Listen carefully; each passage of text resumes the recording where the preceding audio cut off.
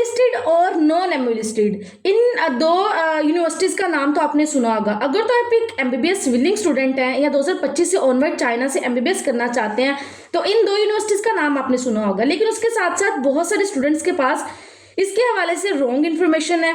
Like उनको नहीं पता कि एमओलिस्टेड और नॉन एमओलिस्टेड में डिफरेंस क्या है, कौन सी यूनिवर्सिटी बेस्ट है, किसकी फीस ज़्यादा होगी, किसकी फीस कम होगी। एंड बहुत सारे लोगों में ये भी रॉन्ग इन्फॉर्मेशन उन्होंने गैदर की हुई है कि जो नॉन एमओलिस्टेड यूनिवर्सिटीज़ होती हैं वो पीएमडीसी से लिंक नहीं होती या डब्ल्यूएचओ से रिकॉग्नाइज्ड नहीं होती।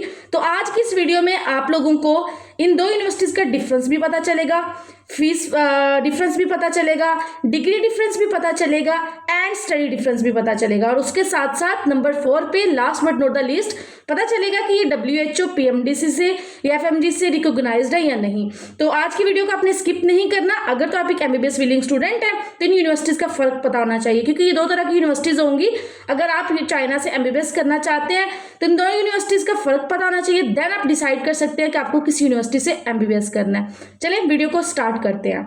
First of all I would like to introduce myself. My name is doctor Farhat Batool Rajput and मैं चाइना से एमबीबीएस कर रही हूँ। एमबीबीएस 4th ईयर स्टूडेंट हूँ एंड उन तमाम स्टूडेंट्स के लिए as a professional consultant helpliners and guideliners free of cost काम कर रही हूँ जिन स्टूडेंट्स ने चाइना से एमबीबीएस करना है। देखिए, अगर तो आप लोग फ्री ऑफ कॉस्ट सारी इन्फॉर्मेशन एक ऐसे स्टूडेंट से लेना चाहते हैं जो चाइना से सेल्फ स्टडी कर रही है, तो आप लोगों को करना है कि इस चैनल को सब्सक्राइब कर लेना है, वीडियो को अगर अच्छी लगी तो लाइक कर लेना, उसको शेयर भी करना है और उसके साथ बेल आइकन के बटन को प्रेस कर लेना, क्योंकि आपको इस सीरीज के हवाले से बहुत वेरियस लेवल पे इंफॉर्मेशन मिलने जा रही है। उसके अलावा अगर आपने चाइना से एमबीबीएस का एडमिशन प्रोसीड करवाना है, आप अपने कुछ रिक्वायर्ड डॉक्यूमेंट्स मुझे प्रोवाइड करेंगे, कुछ जो भी एप्लीकेशन फीस देंगे, तो आपका चाइना में एमबीबीएस का admission without any fraud, scam and any consultancy charges आपका एडमिशन डन करवा दूंगी। चलें वीडियो को स्टार्ट करते हैं। आज हम बात करेंगे एमओलिस्टेड और नॉन एमओलिस्टेड यूनिवर्सिटीज के बारे में और उनके डिफरेंस के बारे में, फीस के बारे में एंड कौन सी यूनिवर्सिटीज बेस्ट होंगी और पीएमडीसी और डब्ल्यूएचओ से रिकॉग्नाइज्ड है या नहीं।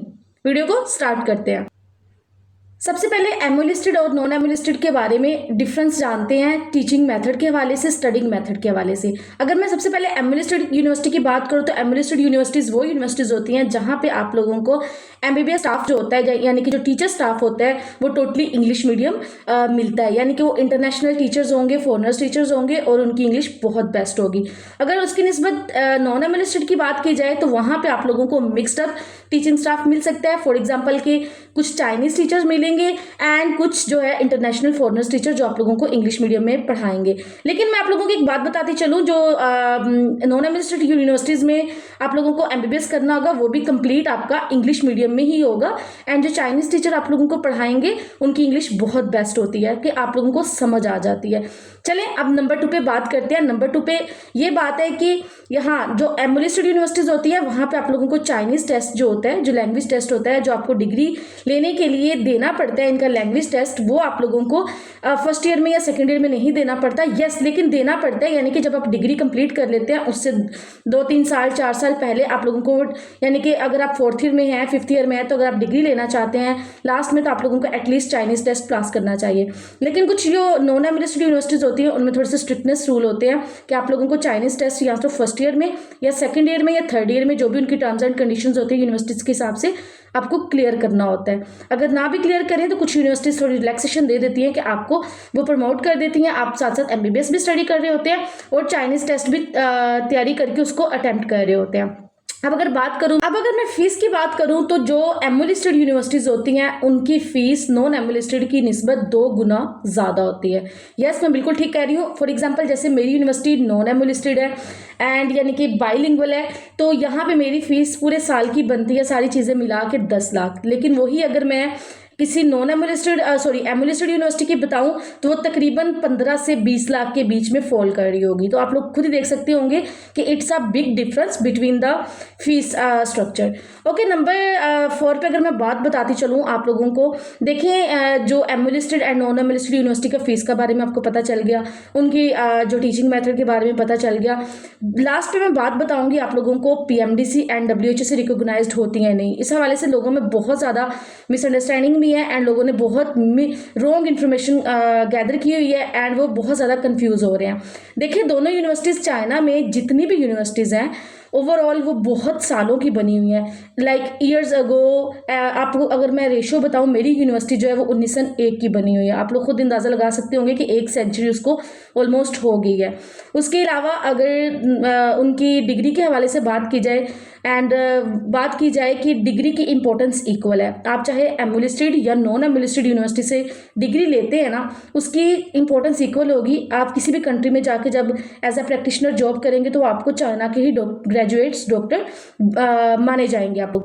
लेकिन अगर देखा जाए थोड़ा सा जिनके पास पैसे ज़्यादा होते हैं एंड जो थोड़ा सा like mummy daddy type students होते हैं और उनको चाहते हैं कि हर चीज़ हर फैसिलिटेशंस उनको बेस्ट मिले, तो वो मोस्टली क्या करते हैं, एमोलिस्टेड यूनिवर्सिटीज़ को ही चूज़ करते हैं। लेकिन जो मेरी तरह या आपकी तरह कुछ जो स्टूडेंट्स जो मिडिल बैकग्राउंड फैमिली से होते हैं, उनकी ये कोशिश होती है कि वो डिग्री भी ले लें, डॉक्टर भी बन जाए एंड उसके साथ साथ जो है वो और वो अपनी ईयरली फीस भी इजीली जो है वो दे सके। तो ये एक बेस्ट डिसीजन है। अगर आप लोग मुझसे रिकमेंड करवाएंगे कि मैम आप क्या रिकमेंड करती हैं एमोलिस्टेड और नॉन एमोलिस्टेड यूनिवर्सिटी के बारे में, तो मैं as a like from middle background family आप लोगों को यही सजेस्ट करूँगी कि अगर आप लोग ईयरली जो एक्सपेंस मैंने ऑलरेडी बताया है तकरीबन 9 से 10 लाख, जिसमें ईच एंड एवरीथिंग इंक्लूड होगा, अगर आप लोग इतना अफोर्ड कर सकते हैं तो वेलकम टू चाइना। आप लोगों को चाइना में आना चाहिए। डिग्री की बात की जाए, मैं फिर से रिपीट करूंगी, डिग्री की इंपॉर्टेंस इक्वल है। एंड अब अगर मैं पीएमडीसी और डब्ल्यूएचओ से रिकॉग्नाइज्ड यूनिवर्सिटीज के बारे में बात करूं, देखिए चाहे वो नॉन एमोलिस्टेड है या एमोलिस्टेड यूनिवर्सिटी है, तमाम जो है डब्ल्यूएचओ यानी कि वर्ल्ड हेल्थ रिकॉग्नाइजेशन होती हैं। उसके अलावा पीएमडीसी से, एफएमजी से, ईच एंड एवरी जो भी आप लोगों को होता है। लेकिन अगर आप लोग फिर भी श्योरिटी चाहते हैं, फॉर एग्जाम्पल आप किसी भी यूनिवर्सिटी को चूज करते हैं एडमिशन करवाते हुए, तो आप लोग क्या करें कि पीएमडीसी की लिस्ट में जाके गूगल पे उस यूनिवर्सिटी का नाम लिख करें एंड सर्च क्या करें। आपको कहीं भी अगर वो यूनिवर्सिटी लाइक टॉप 10 में नहीं, टॉप 20 में नहीं, 15 में या 50 में, 100 में कहीं भी आपको मिलती है।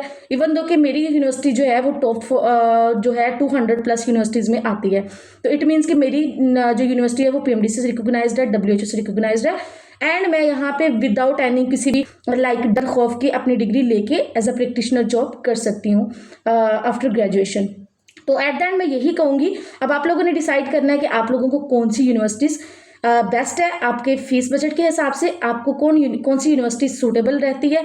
आप चाहे पेरेंट्स है या स्टूडेंट्स हैं, आप इन पॉइंट्स को गैदर करके अब आपने कंक्लूड करना है कि आपको कौन सी यूनिवर्सिटी जो है वो सूटेबल रहेगी। उसके अलावा अगर कोई भी माइंड में क्वेश्चन एंड क्वेरीज हो, आप लोग मुझे कमेंट सेक्शन में आस्क भी कर सकते हैं। एंड मेरे डिफरेंट सोशल प्लेटफॉर्म यानी कि जैसे इंस्टाग्राम, ईमो आईडी, टिकटॉक और इसके अलावा यूट्यूब के कमेंट सेक्शन में कमेंट करके कॉन्टैक्ट कर सकते हैं फॉर एडमिशन प्रोसेस। देखिए मैं फिर से लास्ट में बात यही कहूँगी, अगर आप लोग भी कंसल्टेंट के फ्रॉड स्कैम से बचना चाहते हैं तो आप लोगों को मैं यही रिकमेंड करूंगी, अगर आप मेरी वीडियो वॉच कर रहे हैं तो आपको चाहिए, अगर आपने एमबीबीएस करना ही है तो आप लोग मुझसे अप्लाई करें या मेरी तरह जो स्टूडेंट्स आप लोगों को गाइडलाइंस दे रहे हैं उनसे एडमिशन अप्लाई करें। लास्ट पे यही कहूँगी, वीडियो अच्छी लगे तो वीडियो को आप लोगों ने लाइक जरूर करना है एंड अपने मेडिकल फ्रेंड्स, तुलबा और उनके साथ जो रिलेटिव्स हैं उनके साथ वीडियो को शेयर करना है। उसके अलावा चैनल को सब्सक्राइब कर लेना अगर आप चैनल पर नए हैं, क्योंकि मैं इस हवाले से आप लोगों को पाकिस्तान से चीन में अप्लाई करने तक और आगे की ज़िंदगी 4-5 साल की जर्नी कैसे गुजारनी है उस हवाले से आप लोगों को यहाँ पे गाइडलाइंस फ्री ऑफ कॉस्ट मिल जाएंगी। देर किस बात की, चैनल को भी सब्सक्राइब कर लें एंड दुआ में याद रखिएगा, स्प्रेड पॉजिटिविटी ऑलवेज। कोई भी क्वेश्चन क्वेरीज हो आप लोग मुझे डायरेक्ट आस्क कर सकते हैं। मिलते हैं अनदर वीडियो में अनदर टॉपिक के साथ। अल्लाह हाफिज़।